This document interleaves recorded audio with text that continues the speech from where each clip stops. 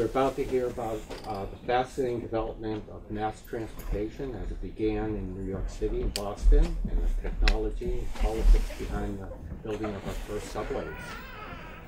Doug Most is the deputy managing editor for features at the Boston Globe, and author of Always in Our Heart, the story of Amy Grossberg, Brian Peterson, Pregnancy They Hid, and Child They Killed. He has written for Sports Illustrated, Runner's World, Parents, and his stories have appeared in the Best American Crime Writing and Best American Sports Writing. So without further ado, here's Doug Most.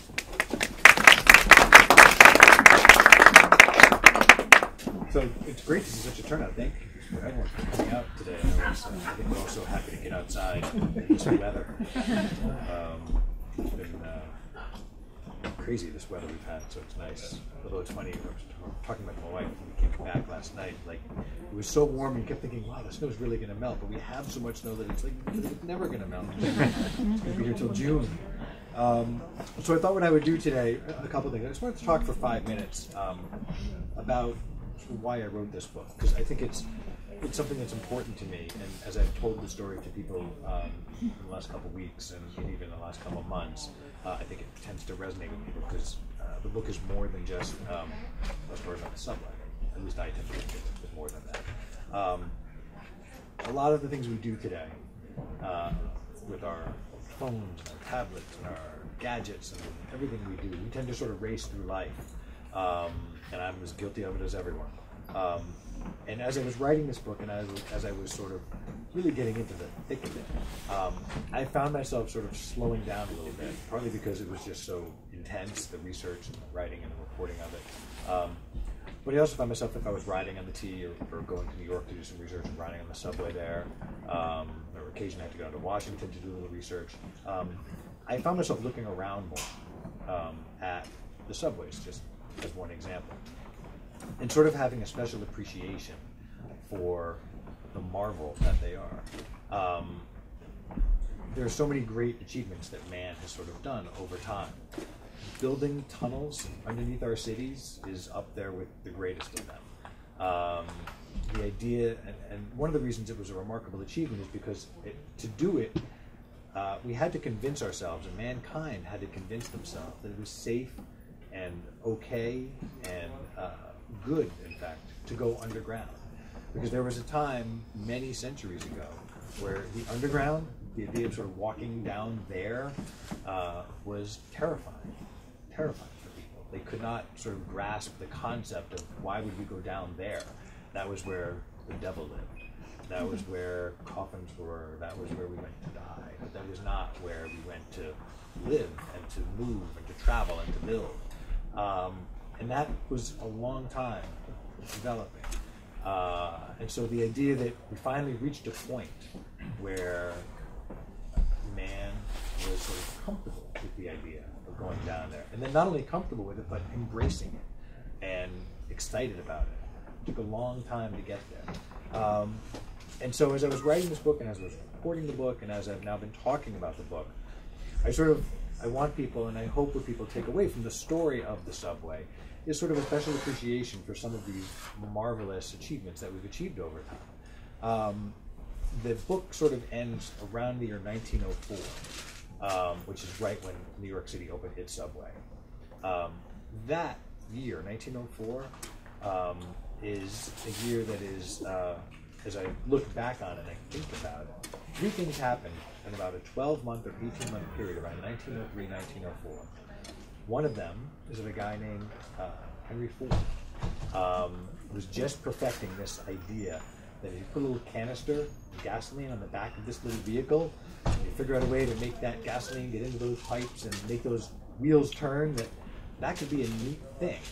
Everyone could have one of those one day, and that would be called an automobile. And that happened right around 1903, 1904. And anyone who knows their history also knows that in 1903, a couple of brothers down in North Carolina hopped on a plane and an airplane, which was something that the term airplane was not even familiar yet to people, and flew in 1903. And then the final thing was 1904 is when New York opened the subway. So if you think about it, 3 things happened in a span of 12 months. Planes, trains, and automobiles. A pretty remarkable 12-month period of innovation and change, and it's just remarkable. And then you think about how those things evolved. Obviously, the subways grew, and the planes got faster and went farther, and of course the car. Here we are today. So, so the subway was something that I was personally interested in for a couple of reasons. The initial idea for this book was just to tell the story of the Boston subway. That was the initial idea. I came to Boston about a decade ago. I was looking for an idea for a book. As a writer and as an editor, as someone who sort of is fascinated with history, looking for an idea. And it was maybe 6 or 7 years ago that I had a conversation with someone about the Boston subway. And I asked the question, has anyone ever sort of written the history of the Boston subway? The answer was, well, not really. There have been a couple of books, small books here and there, but nothing really that dived into the history of the people, the characters, and the drama behind it. So I sort of thought, well, that could be an interesting story, especially because it was the first subway in America, which I knew, and which most people in Boston sort of just, it's a piece of data you collect and sort of file away, but you don't really think anything of it. But then as I got into the research of it, and what I discovered was that at the same time Boston was debating, digging, and constructing, and really going through this whole question of whether to build a subway, where to build a subway, and how to build a subway, that New York City was doing the exact same thing. Late 1890s, 1880s, 1890s, New York City was going through the exact same debate. And there's a reason for that. It's because around that time, big cities like those two were just being flooded with immigrants. They were coming over by the boatload, thousands of immigrants every day getting off these ships and coming into the cities and moving either to Boston or New York or Chicago. Generally, those were the 3 sort of destinations for a lot of them. And the cities were overrun. There was literally nowhere to move. On the sidewalks, it was elbow to elbow people. We think it's crowded today. You should have seen what it was like 100 years ago. You could not move on the sidewalks. And so they had to figure out a way to move people. And they also had to figure out a way to expand the boundaries of the cities. So Boston, for example, everybody lived in that downtown area. The North End, the West End, Beacon Hill, a little bit of Back Bay. That was sort of where everybody lived. There was no, the only people who lived out in the Brookline or West Roxbury areas, those were the wealthy people who had private carriages, who could afford to take an hour or 2 to get home on their private carriages, because that's the only way you could get there. It was on a horse carriage sort of that would take you that long. And New York was the same way. In the 1880s, 1870s in New York City, everybody lived essentially around Canal Street and below what we now know as the 20s, let's say. But the 60s, the 70s, the 80s, the Upper West Side, that was farmland. It was pasture. You couldn't get up there. There was nothing up there. If you wanted to go up there, you had to take a horse, and again, it would take you hours to get there. So the reason subways and the reason that trains and trolleys had to be expanded was because they needed to push people out further. They needed more room. So the first innovation was the electric motor. It was a critical innovation that had to happen. Horses, for all their beauty and their grandeur and everything we love about horses, were difficult. They were expensive, they were a mess, they were smelly, and they were slow. And they also only lasted for a couple of years. A good horse, a good solid horse, had just a couple of years in it, and that was it. And then the other thing, if you can imagine, feeding a horse, of course, requires enormous amounts of hay and all that. Well, those giant barns of hay were in the middle of the cities. And they were essentially just ripe for disasters. And disasters happened. There was an enormous fire in New York City in the late 1890s in one of these barns filled with hundreds of horses, and just essentially devastated 3 blocks, killed hundreds of horses, and some people died, and it was a devastating fire. So those were all things that needed to change. So there was a race and a sort of a group of men, engineers, brilliant engineers, who sort of devised and worked on and perfected the electric motor. That was a critical innovation which helped then sort of further the idea of maybe we could move transit underground, because obviously you couldn't travel horses underground. It was not going to happen. So the other thing that happened around this time, there was a blizzard in 1888. As we look outside today, we think that's a lot of snow. No, that's nothing compared to what happened in 1888. It's largely regarded as the worst storm ever to hit this country. anywhere between 400 and 1,000 people died. The estimates vary so crazily because some people were not found until months later. There were so many different burial grounds and cemeteries, and it was just hard to keep track. But at least 400 people died in this storm. That storm essentially crippled the entire Northeast. At the time, New York had elevated trains, was the way they got around, and horses. And Boston was sort of just relying on sort of tracks on the street and horses. And the entire Northeast was crippled. And that storm was a trigger where politicians and city officials and other people sort of said, okay, enough. We can't live like this anymore. We can't live at the mercy of the skies when there's a snowstorm that everything just grinds to a halt. And that's what happened. And so the mayor of New York City, who at the time was a man named Abram Hewitt, who was a fascinating guy who back in the 1860s had some great dealings with Abraham Lincoln in the Civil War, and then elected to run for office and eventually became the mayor of New York City. I likened him a little bit to an early day Rudy Giuliani, and to a certain extent. He sort of came in, and in just 2 years in New York City, he came in and sort of cleaned up a lot of the filth and a lot of the ugly things about New York City in 1887, 1888. He was the one who sort of first proposed the idea of a financial system, a financial way to pay for a subway. And then he was booted out of office, and it didn't happen until about a decade later. And the final thing I just want to say before I get to a quick reading is there was a discovery as I was researching this. Once I discovered that Boston and New York were these two cities that were doing this at the same time, is I had this, from a reporter's perspective, what I would call a gem of a discovery, which was I discovered a family. There was a family by the name of Whitney. And if you think of the name Whitney in today's culture, for me anyway, two things came to mind when I saw that name. The first was the Whitney Museum of American Art in New York City. And that museum was founded years later by children and ancestors of this Whitney family. And the other thing is Eli Whitney, the inventor of the cotton gin. Probably I learned that back in, I don't know what, 5th grade. You hear that name, Eli Whitney, and it becomes a sort of name that just sticks in your head. And he was, as far as I could tell, a cousin of the Whitney family. And so when I discovered the Whitney family, what I discovered was there were two brothers. They grew up in Conway, Massachusetts, which is a tiny town out in western Mass, out by Springfield. And there were two brothers, William Whitney and Henry Whitney. Henry was the older brother. William was 2 years younger than him. Henry was born in 1839, William in 1841. These two brothers were very different. Henry, at least in his early days, was a little bit of a slacker. He struggled in school, dropped out of school, sort of struggled to find a direction in life, worked for his father for a couple of years, traveled around the country trying to find something that excited him, was always sort of bouncing from one thing to the next. And eventually he found a direction in Brookline and in Boston. He became very interested in real estate, bought up a ton of real estate in Brookline. He recognized that Brookline was going to be a valuable place to live one day because the tracks were going to have to expand out there, as I talked about earlier, that people were going to want to move out to Brookline, and it was going to be a valuable place to live. And he bought up all this real estate and then sold it back to the town of Brookline and said, you know, I'll help you build tracks out here, and you need property? I've got lots of it. And he made a fortune doing that. And he then became the owner of the West End Street Railway Company. And that was the largest, he was the owner of the world's largest street railway company. Owned 8,000 men, 4,000 horses, 220 miles of tracks. He became a very important businessman in Boston. In 1887, he went before the state legislature, and he was the first man to ever say these words: I think we should build a tunnel under Boston Common and under the city of Boston for a subway. No one had ever proposed that before, no one had ever suggested it before, but Henry Whitney sort of recognized that that was a big deal, and he proposed it. His brother, William Whitney, chose a different path in life. He married into a lot of money.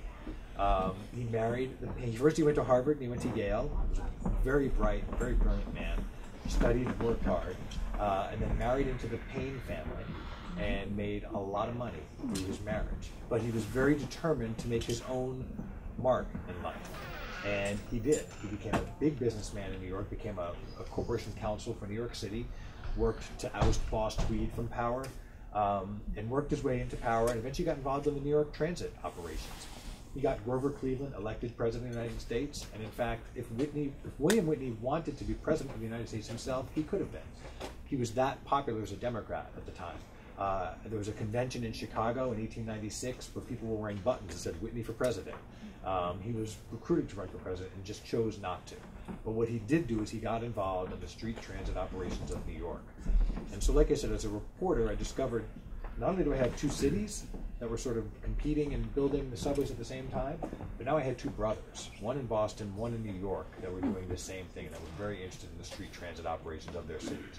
That was sort of gold. That was gold for me. And it just made a really interesting story and allowed for me to dig into the Whitney family and allowed for me to sort of research them and make them sort of a thread through the story. They sort of drop in and drop out of the story as it unfolds, but a lot of other interesting characters are part of the story, but they became a sort of a central figure for me.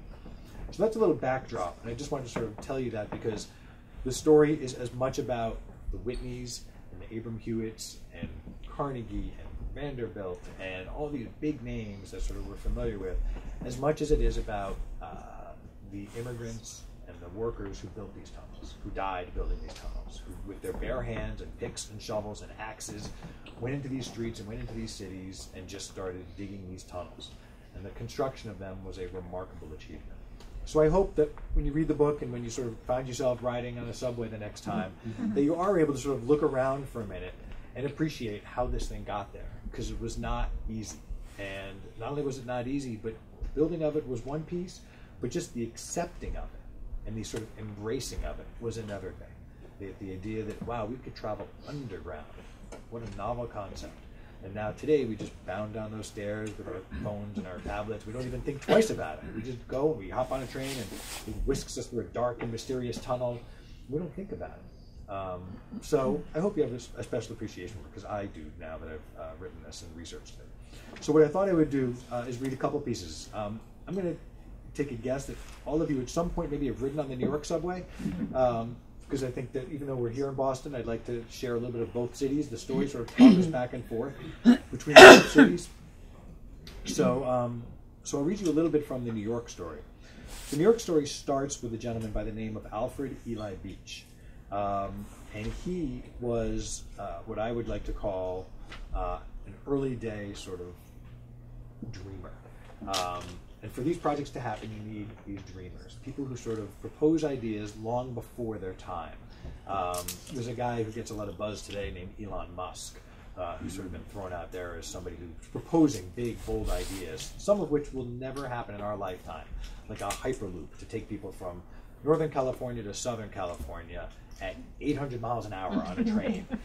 It sounds silly, it sounds funny, and we sort of mock it and laugh and ridicule, but ideas like that are what push us forward. And Eli Beach had a crazy idea in 1849. In 1849, he wrote an article for Scientific American in which he suggested what can only be described as a radical idea, which was a tunnel under Broadway. He said, we should build a tunnel under Broadway for a subway. And everybody in New York City laughed and said, who would ride on that? And it was like science fiction. The idea of a tunnel under Broadway with a train? Come on. And he was laughed and ridiculed and mocked and sent back to his offices at Scientific American, where he was an editor, and he sort of refused to be dissuaded. And years later, he was still thinking about this tunnel, and he decided he was going to do something about it. So this is a little piece from the world of Alfred Eli Beach. Devlin's clothing store was a 5-story thriving commercial success. Brothers Daniel and Jeremiah Devlin opened their business in 1843, a few blocks from City Hall. But when business took off, they needed more space for their endless racks of ready-made frocks, suits, umbrellas, underwear, ties, and trousers. One of the reasons the new space near the corner of Warren Street and Broadway worked so well was the basement, which went 2 levels deep underground. Alfred Beach needed just such a space for his own business, the Beach Pneumatic Transit Company. After scouting for real estate all along Broadway, when he saw the basement of Devlin's and noticed that it could be accessed from a sidewalk or corner, he negotiated a deal with the brothers. For $4,000 a year, starting on December 1st, 1868, he leased the entire basement for a period of 5 years. Beach spent the next year focused on the single piece of machinery he would need to dig his tunnel. The device he came up with was ingenious. It resembled a hollowed-out barrel and used a water pump to exert pressure and a sharp digging mechanism that could loosen 16 inches of soil with each push forward. He also designed a metal hood over the edge of the shield that would protect his workers from falling debris or in the catastrophic event of a collapse. Before he could start digging, however, a different kind of catastrophe nearly derailed Beach's project in the fall of 1869. A pair of Boss Tweed cronies schemed to drive up the price of gold by buying it in bulk. By late September, the price of gold rose to an astronomical $137 per ounce, and by the morning of Friday, September 24th, to $150. Frenzy enveloped Wall Street, and riots broke out. The National Guard was put on notice, and yet gold kept rising, $260, and as lunchtime passed, brokers' lives were destroyed. One shot himself at home before the day was over. By the time the government intervened in the afternoon and sold $4 million in gold, it was too late. Wall Street's first Black Friday exposed how two men acting alone could bring the country to the brink of financial ruin. Black Friday touched everybody, including Beach, who lost a fortune. But he was far too invested in his subway to stop, and 3 months after Black Friday, he was ready to start tunneling. In late December of 1869, Beach, his son Frederick, and a small group of men started arriving at Devlin's after the store had closed for the night. They brought down picks and shovels, covered wagons, bricks, lanterns, and other tools. And following Beach's instructions to tunnel south directly under Broadway, from Warren and then curve slightly to just below Murray Street, the laborers worked quietly to avoid rousing any suspicion on the streets above of what they were doing. Night after night, 6 men would stand inside the shield, while another half-dozen would perform the more tedious task to polish the tunnel. Some carried out the dirt in the covered wagons, others laid the bricks to line the tunnel, and still others laid the tracks to carry a single car. The walls were painted white, iron rods were installed at the tunnel's roof up to the pavement, and gas lights and oxygen lamps were hung. It was an efficient operation, but it was also scary work, too claustrophobic for some workers who simply walked off the job. The rumbling from the street railway's overhead wheels created a terrifying roar that made the late-night work nerve-wracking. Still, thanks to surprisingly soft soil and the efficient tunneling shield, the digging went quickly. On a good night, one crew would dig forward 8 feet. Beach was relieved at how smoothly the work progressed until one night when the shield buckled and the ground shook. The soft dirt had come to an abrupt end, and the workers found themselves staring at a stone wall in front of them. It was an old Dutch fort from before the Revolutionary War. Beach faced a dilemma. Either the wall had to come down or the project was over. And nobody knew if removing the wall would cause Broadway to buckle or collapse from above. Beach told his men to carefully chip away and take it down, stone by stone by stone. It took several nights, and Beach stood by as every stone was removed and passed from worker to worker and carted out into the night. The ceiling held, the wall came down, and the digging resumed. As hard as Beach tried to keep the work a secret from the world above, it was impossible. The operation required scaffolding and iron tubes and occasional pieces of enormous machinery that would arrive at the corner of Broadway and Warren, where it would sit for hours or days before mysteriously disappearing down the steps, never to be seen again. New York's mayor, Abraham Hall, one of Boss Tweed's loyalists, grew increasingly suspicious of what the Beach Pneumatic Transit Company was up to. And when a section of Broadway near Warren Street sunk ever so slightly, the mayor acted. On January 3, 1870, he sent an aide over to the construction site with a written order demanding to be let in so he could inspect the work. He got nowhere. Beach's men had strict orders to let nobody in and to remind anyone who tried that they were granted a charter by the state to complete their tunnel. As for whether his work was responsible for that minor sinking of Broadway, the response from Beach was simple. Nonsense. The New York Times reported the flap the next day and suggested that Hall was not going to back away. But Beach was equally stubborn. On January 8th, he released a statement. In reference to the ridiculous stories that have been circulated about our men being sworn to secrecy and the doors being closed to all persons, there is no truth to them. The company promised to make any repairs to the surface road and begged for 4 more weeks of patience. Mayor Hall backed off, and Beach bought himself time. 1 month later, 58 days after the digging began, the tunnel was finished. It was a perfect cylinder of 312 feet. All that was needed now were the 2 most important pieces, the subway car and the fan to blow the car down the tracks. The design for the car was unlike anything people were riding on the streets above. It was much smaller than the horse cars, and upholstered seats lined the sides so that it felt like a comfortable lounge inside, with bright lighting and plenty of room to hold 22 people. The sliding doors closed with a whoosh. As for the fan, Beach knew that he needed one so powerful it could easily blow a car 120 feet long and 14 feet wide down the tracks. He found it in Connersville, Indiana, where the P.H. and F&M Roots Company had built a powerful fan to ventilate mines. The Roots patent force rotary blower, nicknamed the Western Tornado, was the critical piece to Beach's pneumatic subway. At 50 tons, it was so big it took a train with 5 platform cars to deliver it from Indiana. It was discreetly placed at the Warren Street end of the tunnel, and testing of it began. The air for the fan came through a shaft and a grate near Murray Street, inside City Hall Park, and when the fan was working, it would occasionally blow the hats right off unsuspecting pedestrians passing over the grate. Down below it worked just as Beach hoped. Vacuum-tight doors in both stations controlled the air pressure, so that the passengers barely noticed the breeze from the fan. When it was in blowing mode, the car gently but swiftly flew down the tracks at about 6 miles per hour, until it tripped a wire, which caused a bell to ring back at Warren Street. And that was the trigger for the engineer to pull a rope that reversed the fan, putting it into sucking mode, and then the car would return in an equally smooth ride. The pneumatic subway worked. The Beach didn't just want to impress the visitors he was planning to invite down, he wanted to dazzle them, not to mention distract them from any fears they might have of being underground with vermin and demons. He remembered the stories about how dark and miserable the London subway was, and he knew he had only one chance to convince New York that his subway was the future of transportation. So he spared no expense, using more than $70,000 of his own savings to make sure the station was a place where people would actually enjoy waiting. The waiting room was enormous, more than 120 feet long, and it was lavish, with chandeliers, mirrors, a towering grandfather clock, a fountain with a basin stocked with goldfish, paintings, settees, and a grand piano. News that the tunnel was finished leaked out on February 19, 1870, after a reporter for the Tribune disguised himself as a worker and snuck in.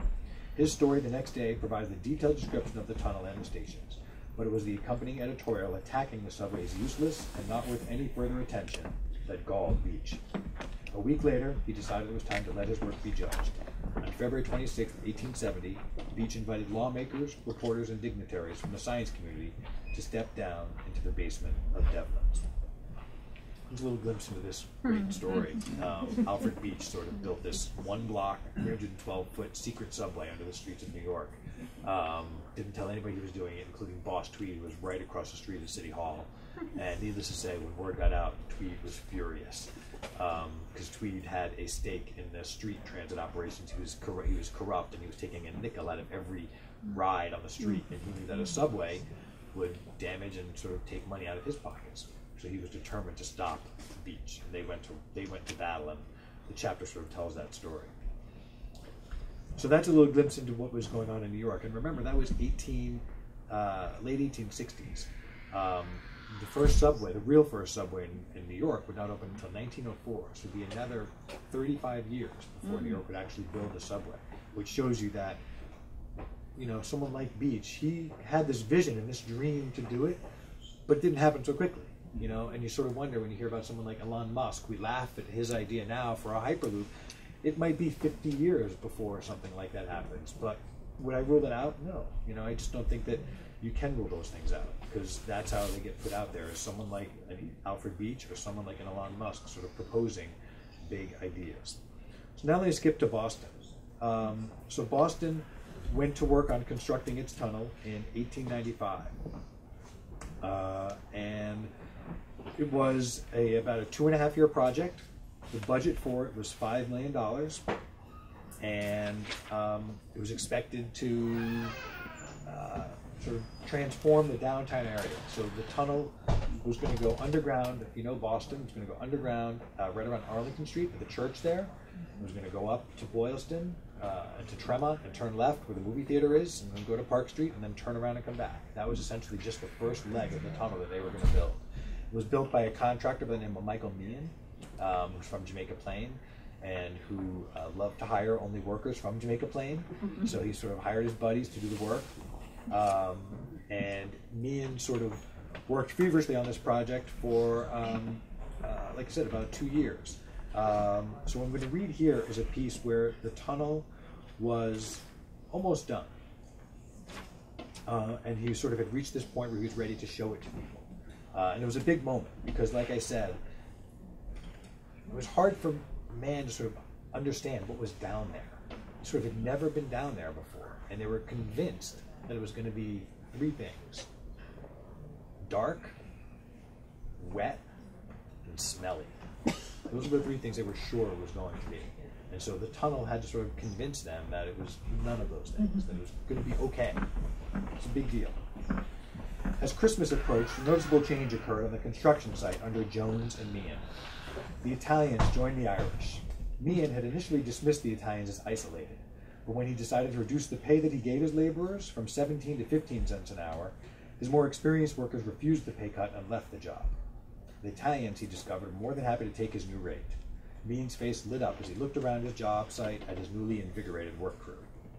On March 28, 1896, a large party gathered at the Hotel Thorndike, which had opened on Boylston Street across from the Public Garden in 1887. Governor Roger Wolcott was there, along with all 5 members of the Boston Transit Commission, the Legislative Committee on Metropolitan Affairs, and more than a dozen senators and representatives. At 10 o'clock, Crocker, the commission's chairman, wearing a light-colored spring suit and a tall, festive hat, stood up.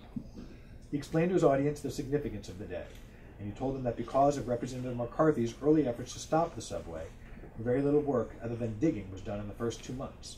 But since then, great progress had been made. The Boston Transit Commission has nothing but praise to bestow upon the contractors and engineers for the ability, zeal, and indefatigable efforts to secure the prompt completion of the work which they undertook, Crocker said. When Crocker singled out Boston for having no counterpart in the world, it was a reference to 2 specific milestones. The first, of course, was that Boston's subway system would be powered by electricity. The trains, thanks to Fred Sprague and Fred Pearson, and the lighting in the stations, thanks to Thomas Edison. The second was more technical, but no less critical to the subway's success. Boston's subway would be the only one to avoid any track crossings at the same grade by trains moving in opposite directions.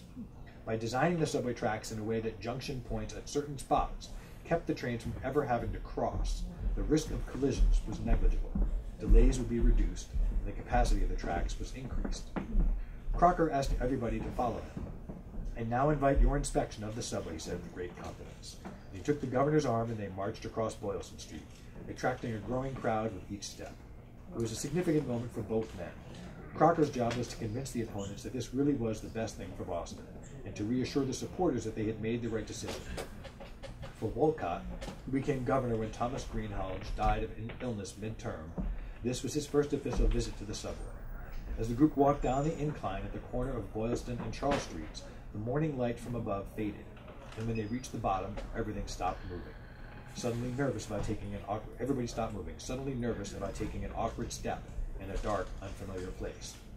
There was no odor or sense of dampness, and the only visible water was drizzling down the inclined path from the sidewalk. With no warning, one of Crocker's attendants pushed a button and flooded the entire space with light, more than 100 feet down the tunnel. In one startling moment, the entire group was bathed in bright white light, and some men even had to squint for a brief second. The electric current worked. Meehan had tested it before this day, but he knew there was no guarantee it would respond when he needed it most. And it had. Of all the fears the citizens had expressed during Boston's long debate about a subway, one of the most repeated ones was that walking down into a tunnel would feel like walking to your death. Dark, damp, scary. Those were just some of the words heard throughout the public hearings. And yet here was a subway tunnel that was bright, clean, dry, and odorless, with shiny white walls and a sparkling white roof. The dryness of the tunnel was particularly striking to the visitors. Engineers were well aware that the deeper they dug, the more likely they were to encounter springs of water in the ground directly beneath where the tracks would lie. And they had to keep that water from seeping into the tunnel. Drains were being installed in the stations at the lowest points where water might pool, and there were pumps powered by electric motors, Frank Sprague's electric motors, to push the water out. This subway is like a ship, one engineer said of the tunnel. You build a ship and she floats in water. So this subway can be built, immersed in water, and yet on the inside be perfectly dry.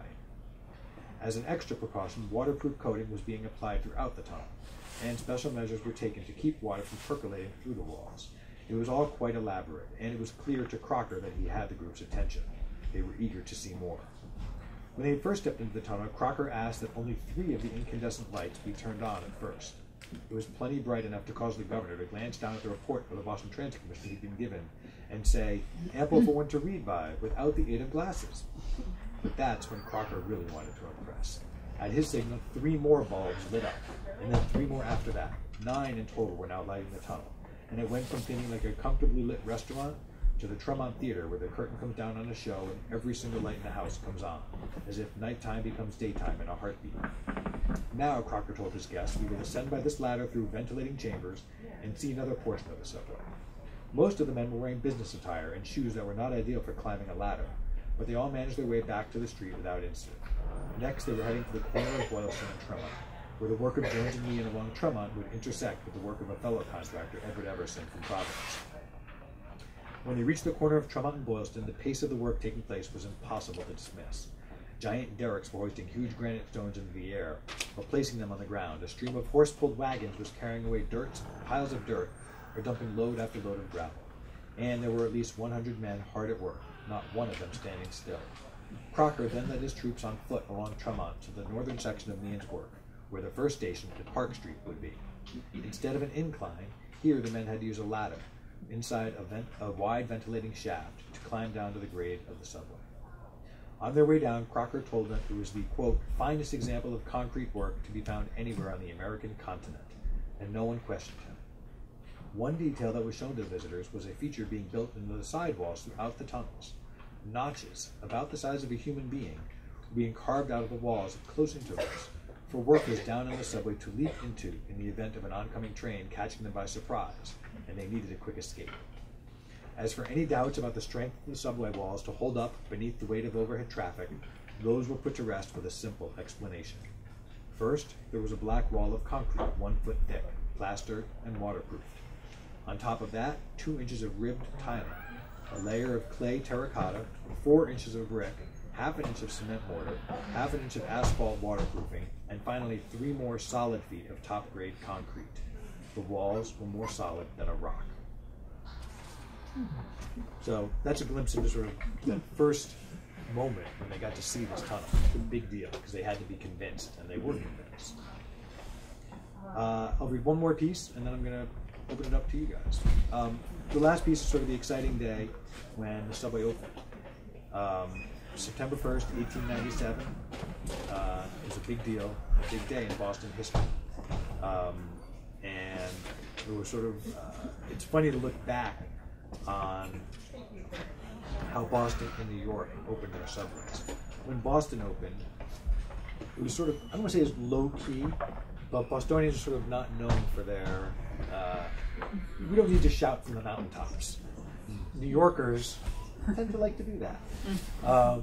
New York opened its subway with invitations to the president, governor. Everybody came and made speeches, and the first ride was, you know, led by the mayor of the city and a train full of dignitaries, and it was before the public sort of got to see it. Boston's first ride was us. It was just people, just ordinary people who got to ride on the first subway in the tunnel. Sort of a difference in how the two cities sort of treated their first rides.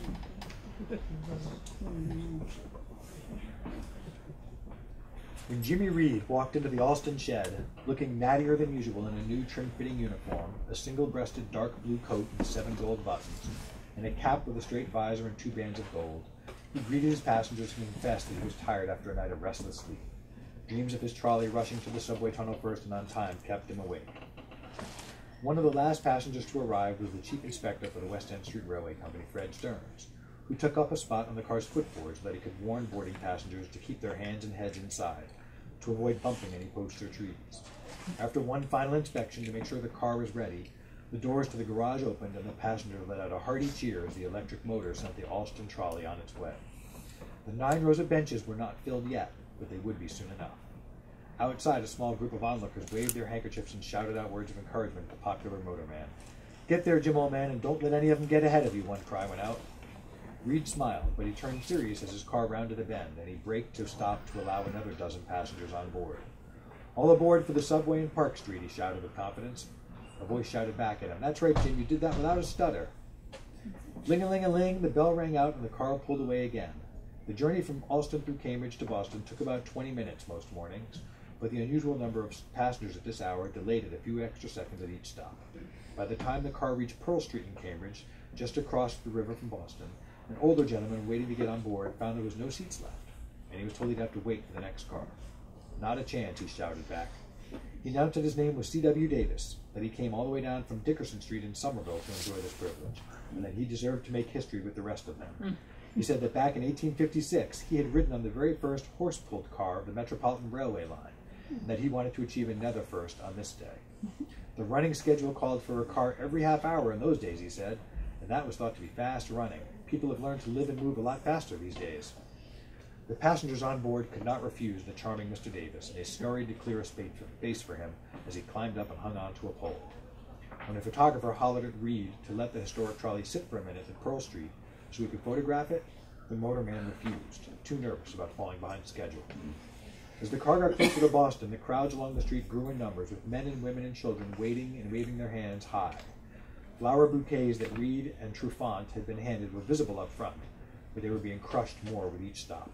The car by now was brimming over its edges, with passengers standing on the footboard and dangling off the side, and limbs visible out the windows despite the pleas of Stearns to keep all parts inside. As Reed steered his car down Boylston, both sides of the street were lined with a sea of people, and the roar became louder. Up ahead, he could barely make out the entrance to the tunnel, a black hole surrounded by a sea of people dressed in black. At the final stop before the tunnel entrance on Boylston between Arlington and Charles Street, when it seemed there was not a single inch of room left inside, two more people reached up from the sidewalk and grabbed hold of an arm that was being held onto by another arm, and they were pulled up on board and swallowed up by the excitable mass. The spaces between the seats were filled with standees, the Boston Evening Record wrote of the car. The platforms were packed like sardine boxes. Each running board was too deep with humanity, while both fenders were loaded down until there was not enough room for a fly to cling. A car with seats for 45 passengers and standing room for a few dozen more had 140 passengers, with Reed at the controls, the public garden on his left, and the clock on the Arlington Street Church pointing at 6 o'clock. Car number 1752 crept to the summit of the subway tunnel's downward slope. If there was a time to stop and acknowledge the moment, this was it. Perhaps a speech from Mayor Quincy was in order, or from the ex-mayor Matthews, or Henry Whitney, or Governor Wolcott, or the chief engineer Carson, anybody who had a hand in bringing America's first subway, an electric subway, to this day. Not only was it completed on time in 2.5 years, it came in, don't laugh, at $4.2 million, under the $5 million projected cost. Just like the big day, right? Along with the 10 killed in the gas explosion, 4 others died in the building of the subway, and it was constructed without as much disruption to the streets as had been anticipated. Municipal governments at the time were notorious for being small-minded, underachieving bureaucracies too easily intimidated by business interests and susceptible to corruption. Boston had defied all of those labels, and even managed to preserve the one piece of land its people cherished the most, Boston Common. The uncovering of 910 bodies in the path of the subway route was an unfortunate finding, but Dr. Green's delicate handling of it had mitigated the public's worries. The subway was a success by every measure before it opened, and as small flags waved amid the deafening cheers, the crowd almost seemed to be clamoring for someone to stop and recognize the achievement. It had been 10 years since two men, Henry Whitney in Boston and Abram Hewitt in New York, first made serious overtures about tunneling beneath their cities. A decade later, one of those cities stood at the brink of history, while the other had yet to put a shovel into the ground. For Boston, that was satisfaction enough. By now, Reed's car was so crowded it seemed in danger of tipping over, and it was difficult to imagine the electric motor having enough power to move it. Trufant pulled on his strap, signaling that he was ready. Reed clanged his gong and switched on the electric current, and Alston car number 1752 eased forward, crested the hill, dipped down the incline, and disappeared beneath Boylston Street. The passengers in the front seats stood up on their tiptoes and leaned forward, peering ahead to see what the sights awaited them. And from the rear, a shout rang out, "Down in front." So that's that first day. You can imagine the excitement. A little side note, an anecdote that I'd like to tell, just because that particular story sort of relates to something that was personal in my life. So about 3 or 4 years ago, during the research for this project, I was in New York City with my family. We'd done a little research, but we were also there on sort of a rare pleasure trip because I was just so deeply immersed in this. And we were at 79th Street, which is where I used to live, the subway stop at 79th Street. We went down to ride the subway. And as you can imagine, for two kids, at the time they were probably 5 and 3 or so, riding the subway was huge, right? It's a great, exciting moment for them just to ride the subway. So we went down the stairs to the station and sort of sat on a bench sort of behind here. The tracks were up there. And the kids kept running from the bench to the yellow line, sort of looking down the tracks. And then they'd come back, and they'd run forward and back and forth. They must have done like 5 times. And my wife and I were just sitting there laughing at the moment. And there was one particular moment where they sort of ran up to the yellow line and sort of peered down this dark tunnel. And I sort of just grabbed my phone and snapped a quick picture of it. And I have that picture on my wall at home. And I thought about it as I was writing sort of the epilogue of the book, because I thought of that moment I just described, and I thought of my kids and the anticipation that they were feeling, you know, just waiting for this train to come out of the tunnel, looking for a light, waiting for this train. Had to be what New Yorkers were feeling, this anticipation, you know, what's it going to be like, what's it going to feel like to ride on a subway. Sort of a neat moment for me that sort of encapsulates sort of the excitement and the anticipation that this must have been like back then 100, 115, 20 years ago when these subway projects opened, because it was just a momentous achievement. So anyway, I'll stop there. I hope the book sort of gives you a little bit of excitement. It was exciting to write it and sort of dig into the history of it, especially living here in Boston and having lived in New York. And as you know, Boston and New York have a little bit of a thing. And that sort of was fun too. So I'll take some questions, things you might want to talk about or ask about. Yeah. Okay, I grew up in Brooklyn, New York, all the way at the end of the line near Coney Island. Yeah. New York City, it runs 24/7. Right. I moved up here, the subway stopped, what, 11 o'clock? I mean, come on. Yeah. And it was all elevated from when you come out of the tunnel from Court Street, it's all elevated all the way out to Coney Island. Right. And So- it ran, snowstorms, nothing stopped. Yeah, I mean, it's interesting. You know, the 2 subways, one thing that I think is unfortunate if you think about what happened after the subways opened. And my book sort of takes you to the moment when they opened. I did not get into the expansion of the subways, which is a whole other thing. But clearly New York sort of kept going with its subway. And, you know, they opened, when Boston opened, they only opened about 1.5 miles of tracks the very first time. New York opened 20 miles. So a much bigger project than New York opened. New York took about 4 years to build its project. Boston took about 2.5. But clearly New York sort of, the subway in New York is just a different animal. It's the lifeblood of that city. In Boston, it's different. I don't want to say it's not a necessity, but it's sort of like an accessory. You know, people who ride it sort of like to ride it, and some of them need to ride it, but it's different than in New York, where sort of the idea of not having a subway in New York is sort of hard to imagine. They are different, but look, they're talking about expanding the hours now of the Boston subway, right? It's coming back up for debate, you know, so who knows, maybe one day. Yeah. Just listening to you a little bit made me think about, in big cities today, we think about air rights. Yeah. Were there any so-called underground right conflicts between government and ownership of properties? It's a good question, but no, there really were not. Again, because no one had ever even imagined, you want to go down there? Like, you know, it was not really a debate. It was more the challenge. There were a couple of challenges. The biggest one was just there were gas lines down there, and there were sort of sewer lines and other things that had to be sort of rerouted and moved in order to make way for these tunnels. That was sort of the big challenge. And moving them was not easy. And in Boston in particular, ended up causing sort of a huge explosion when they sort of nicked a gas line and didn't know it, and big problems erupted. You know, there are a lot of things that sort of were new back then during these projects. Dynamite, for example, was something that had never been used before in a big project. It had been used like in very rural areas to build the tunnel. But here in New York City, for example, they were using dynamite to blast under the city, and that was sort of a big deal. And they were still trying to figure out the power of dynamite and how to harness it. So there was never sort of a debate about who owned the land under there. The big thing that happened in Boston, which I referenced in here because earlier in the book I go into in detail, is during the digging they stumbled onto a number of underground burial grounds, which they didn't know were there, that had been buried over. 900 bodies were sort of just encountered, or 900 graves, I should say, were encountered. And that was a big stumbling block because Boston had sort of not anticipated that. And they had to call it. Essentially what happened was one day workers were working on the tunnel, and one of them sort of held up what he thought was a twig. They looked at it and said, "This looks like a funny twig," and they called someone over, and this, sure enough, it was a skeleton bone. And they had to call in an expert and had to come and sort of, you know, analyze it, and then they stopped digging. They said, "That's it, no more digging today." And it took a couple weeks of delays where they could sort out what to do with these bodies and the graves and all those things and sort of move them. So those were the sort of the challenges they encountered, but there were no sort of territorial challenges, because no one sort of wanted ownership of that land down there anyway.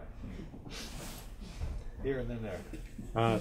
Now they're building the Second Avenue subway line in New York, and I get the feeling that the progress on that line is probably slower than the first 20 miles of the New York subway. Yeah, I mean, it's funny how on the one hand we've progressed so much, but on the other hand, but I think it's because, as great as technology is today in digging these things, there's also a desire, we've learned obviously how to make them safer and better. So that takes more time, and I think back then it was sort of like, not that it wasn't safe, it was sort of like they just used what they had, whereas now there's just so much more there available to the workers. One of the interesting things about that project, the Second Avenue subway, it's being built by Parsons Brinckerhoff. And if you're familiar with Parsons Brinckerhoff, so that's the same firm that built the Big Dig, and it's the same firm that was founded by William Barclay Parsons, who founded Parsons Brinckerhoff, and who designed the first subway in New York City in 1900. So this guy, William Parsons, who's a key character in the book, is a fascinating guy. Went to Columbia, studied as a mining engineer, and was determined to build a subway. And he sort of was on and off on the project because New York sort of really struggled with it. But eventually, he and his brother founded this engineering firm and built the New York subway. And here they are, Parsons Brinckerhoff, now one of the largest engineering firms in the world today. So, yeah, I mean, I think that why it took so long, I mean, again, it only took 4 years to build 20 miles. I think the Second Avenue subway, first of all, it's very deep and it's got a lot of different channels to it. It's going a lot of different directions. There's still a lot of complaints about it. You still hear stories about people up on the streets complaining about the noise and what have you. But it's nothing like what it was back then. Back then, controlling the dynamite blasts and all that was so much louder and so much more difficult. They've learned now how to muffle it and how to control it much more. And they went under the river. What's that? And New York went under the river. And they went under the river, right. In the back. Yeah, I guess you write really, I mean, part of the book that I've read was sort of the early days of the U.S. innovation economy and all the invention that was happening. And spent a lot of time, I guess, wanted to get your take of the role of Richmond. The role of Richmond? And Richmond. Oh, Virginia. Richmond. Yeah. Richmond. Yeah. But before, as sort of the trial, Yeah. So there's a chapter in the book about Richmond, Virginia, which is a critical moment. I talked about the electric motor and Henry Whitney. So Henry Whitney sort of hooked up at one point with this gentleman named Frank Sprague, who, in my mind, is sort of an engineer in our society who is largely and sadly doesn't get the praise he deserves. He probably should be right there on a pedestal with Thomas Edison. But he worked in Edison's shadow. And he was this sort of great former Navy guy who, when he was in his early 20s, got off a Navy ship and was hired by Edison to come work for him in Menlo Park, New Jersey. And he went to work with Edison. And Sprague had a dream to sort of perfect the electric motor. That was his dream, just like Edison had perfected the light bulb. And you would think that these two great minds, these two brilliant engineers, they could have changed the world even more together. But what happened instead was there was a clash sort of two egos, and they couldn't work together because Edison didn't want Sprague to work on his motor. He wanted them to work on things he wanted to work on. And so after only 1 year, they parted ways, and Sprague then moved on to try to perfect the motor, and eventually he landed a contract. He first had a bunch of small contracts to work on a trolley that had an electric motor, but he knew that in order to achieve fame, he needed a big city. He needed a big city that was willing to take a risk on him and try the electric motor on a trolley system. And Richmond was the city that took a risk on him. And there's a great scene in a moment when Henry Whitney had been communicating with Sprague about this electric motor and this trolley system that he had perfected. And finally, Sprague invited him down to Richmond to see it. And they stayed at a hotel right in downtown Richmond. And at midnight, one night, Henry Whitney gets a knock on his hotel room door. It says, "I need you to come out. I'm going to show you something." And you can just sort of picture this group of Boston officials in their suits, tired, and they're coming out at midnight on the streets of Richmond to see something. He takes them to the bottom of a hill, and he says, "Stay here." And Sprague then sort of waves a lantern in the air, and 22 cars that had been lined up in the bottom of a very steep hill start to slowly creep up this hill. And for Sprague, it was sort of a make or break moment, because if it didn't work, and if those cars didn't crest that hill, and if it failed, then all of his effort to show Henry Whitney, the owner of the world's largest streetcar company up in Boston, that your future is electricity, and it's the electric motor, that's your future. If it didn't work, Whitney probably would have left and said, I got to go find something else, because this isn't going to work. And that was a pivotal moment, watching those cars creep up that hill. And the lights inside of them actually started to dim, and it was almost like they weren't going to get there. But it was a great, exciting moment, and it was sort of a marriage of these two really brilliant minds, Henry Whitney and Frank Sprague.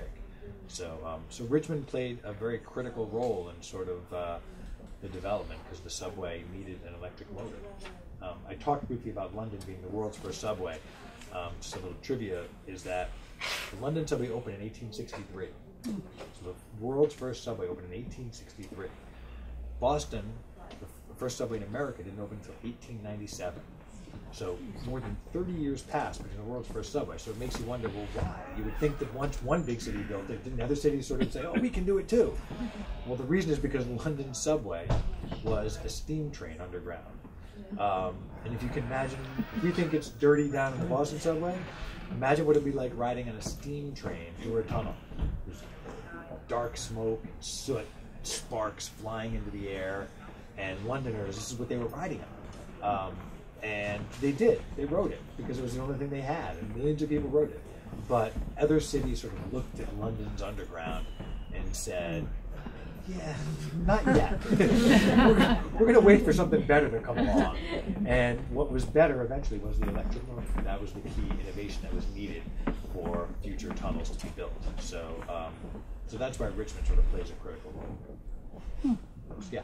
How much was the fare, and was it tickets or tokens, or It was just change? it was tickets, and it was a nickel.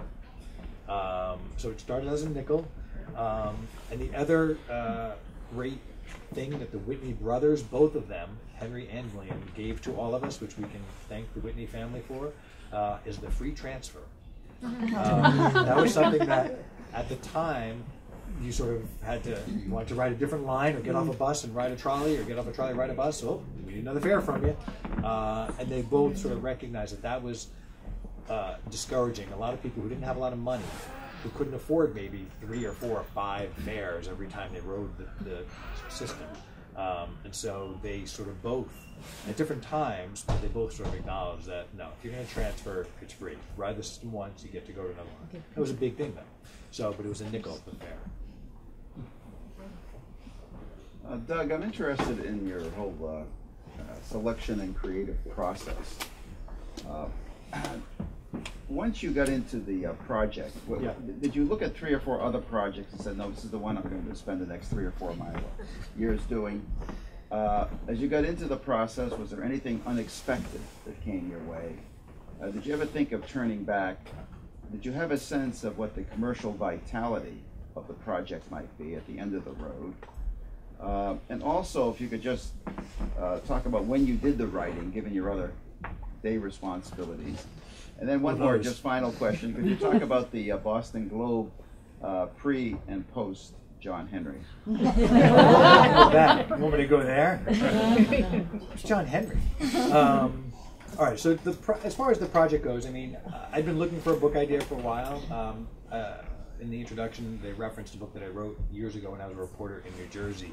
It was a true crime story, sort of a very sad, tragic true crime story that I covered when I was a reporter in New Jersey.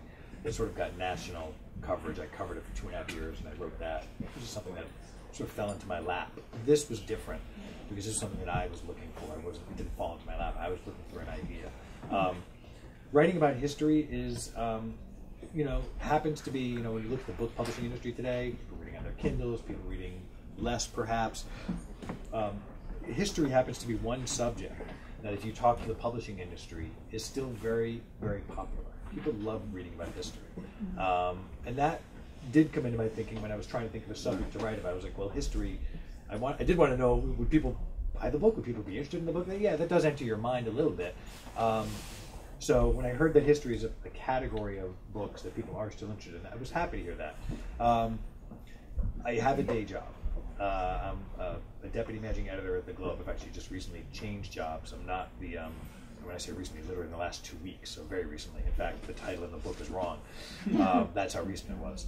I'm now sort of deputy managing editor for special sections and new initiatives, which is sort of a job where I'm in charge of trying to come up with new ideas for special sections and big things, and whether it's web or print or whatever. And so I have a sort of a big job that's busy at the Globe. And as I was looking for a book project to work on, I wanted something that I didn't have to go do a lot of interviewing of live people, to put it simply, because I don't have that time and ability to fly around the country and go interview people and do that. It was just very difficult to do that. By writing about history, I fortunately didn't have to worry about that. I did stumble, luckily, onto a few living ancestors of people who were around, which was a great thing, and they were able to provide some things for me, but for the most part, I was just researching history. So I found myself going to New York to look at Frank Sprague's papers at the New York Public Library, and Holding was a great moment for me as a reporter and a researcher, and I describe it in the author's note at the very end. Holding letters that Frank Sprague and Thomas Edison wrote to each other when Frank Sprague resigned from Edison's firm. Sort of said, I'm done, I'm leaving, and Edison wrote back, and these papers were crinkling in my hands, literally. It was sort of this like neat little thing. And going down to Washington to look at the papers of William Whitney at the Library of Congress and sort of study the papers of this sort of great man. So I was able to sort of do my research that way by taking time on my own schedule and do it that way, and that was sort of, it fit into my life, and that was sort of important for me. You know, and as far as just why this particular subject, like I said, it sort of found me. I didn't sort of, you know, I didn't say I wanted to write a subway book. I sort of was looking for an idea for a good book, and this was one. I did, on my bookshelf at home, there were a number of books I sort of collected over time that I loved. I loved The Great Bridge by David McCullough, about the building of the Brooklyn Bridge, which is a remarkable book. It's also 700 pages. But it was a great book. And I found myself, I happen to be someone who likes just a story. I like telling a story about people.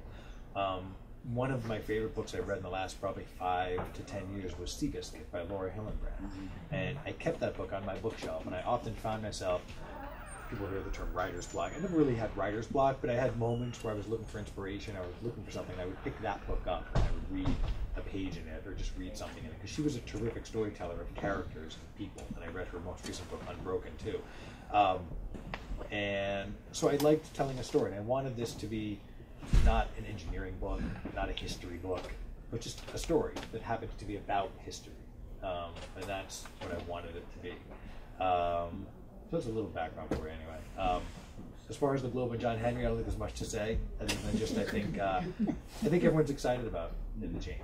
I think we are. I think people feel really good about it. You know, there was a couple of articles written in the last couple of weeks about it, so I'm not spilling any state secrets here. But the Globe sort of was going through a difficult period, and people were wondering whose hands we were going to fall into when the Times said they were selling us. Of all the options that were out there internally, people were excited about the idea of John Henry. He's a local businessman with a lot of money who wants to invest and he believes in the Globe. And that was really important to us. And for people who are in the industry, who over the last decade have followed what's happened in other cities to other newspapers, for lack of a better example, I'll give you Philadelphia. If you look at what happened in Philadelphia in the last decade, it was very sad. They were bought by a guy who had enormous debt, and as soon as the paper sort of went into financial struggles, he had to then just decimate the place in order to sort of get back to profitability. John Henry has zero debt, which is a great thing. You know, so you're owned by someone who has money and has no debt, and sort of he can be patient. And I think that's important for us, because I think the paper, we're still doing okay, but we're going through a difficult period because of this little thing called the internet, and we're trying to figure it out, as is every paper in the country. But I think people feel really good about John Henry. They're excited about it, and he seems genuinely excited. He's coming into the place every day, and he doesn't have to worry about his baseball team because they seem like they're fine. so he can sort of focus on us, which is sort of exciting. So I think people feel good about it. Y'all get team shirts. What's that? Y'all get team shirts. Team shirts. I want tickets. I need a bank loan Yeah, there. need a shirt. I need a bank loan to get Yeah. a Fenway Park. Stephen Julio's book, A City So Grand, Yes. is what really, I love the book, and it prompted my interest to pursue your book. I Yeah. also read his wonderful review. He was very enthusiastic about your book, Yeah, the he's review that terrific. appeared in the Boston Globe. Yes. But I'm a major Julio fan. Yes. That's why I'm here. Yes. And I've been reading it already, and I'm all excited already. Now, I'm just curious, Yep. did you personally read Stephen Julio's book? Oh A yeah, City it was So on my Grand? shelf right next to Seabiscuit. Oh, all right. So, Just curious. No, yeah, of course. Yeah, And I yeah. cite it several times in the acknowledgments and also in my sort of meticulous footnotes. There are several points that I sort of cite. I mean, his book is about sort of the period 1850 to 1900, and he has one good chapter on the subway, and he talks about Henry Whitney and such. So it was helpful. His book is very Boston focused, and so half of my book is about New York. So it was different, but his book sort of provided me some reference points, and I could sort of go back and look stuff up. Yeah, and his review in the Globe was terrific, and it was a pleasant surprise. So, but he was a good fit to write the review because he sort of was familiar with this period and familiar with Boston history, and so his book Dark Tide was sort of been a very popular book over the years. So yeah, as a writer, you sort of wonder who's going to review your book and sort of what their credentials are, and you never know. So he was certainly, I could see why the book's editor picked him. It was a logical fit. Did you run into any dead ends that when you were doing your research that you thought, I need this piece of information and couldn't get your hands on it? That's a good question. Did I run into any dead ends?